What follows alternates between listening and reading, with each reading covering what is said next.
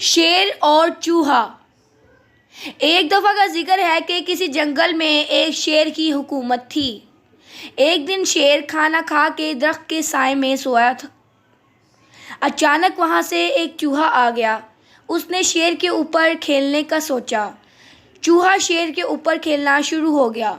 शेर नींद से जाग गया और उसने गुस्से से चूहे को अपने पंजे में पकड़ लिया। चूहे ने अपने आप को बचाने की बहुत कोशिश की, लेकिन अपने आप को वो छुड़ा ना सका। शेर ने चूहे को खाने के लिए बड़ा सा मुंह खोला और ये देखकर चूहा बहुत डर गया। चूहे ने कहा, बादशाह सलामत, मुझे ना खाएं, मुझे माफ़ कर दें, अगली बार ऐसा नहीं होगा। मेहरबानी बादशाह सलामत, मुझे माफ़ कर दें, मैं आपका एहसान कभी नहीं भूलूंगा और हो सकता है कि मैं किसी दिन आपके काम आ जाऊं। शेर चूहे की बात से मुतासिर हो गया और उसने चूहे को छोड़ दिया। चूहे ने कहा, शुक्रिया बादशाह सलामत, मैं आपका ये एहसान कभी नहीं भूलूंगा। शेर ने कहा, तुम खुश नसीब हो मेरे दोस्त कि मैं अभी भूखा नहीं हूँ। अब जाओ और मुझे कभी तंग ना करना, और वरना मैं तुम्हें खा जाऊंगा।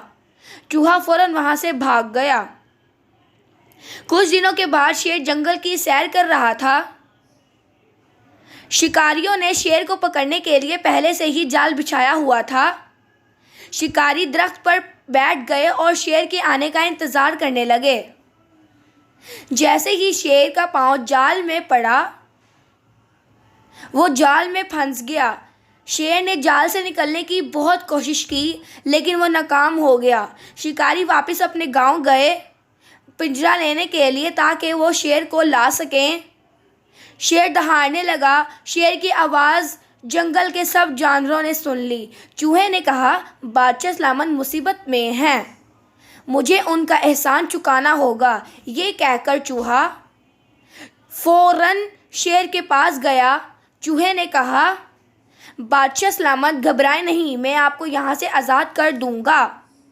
वो जाल पर चढ़ा और उस जाल को अपने दांतों से काटने लगा।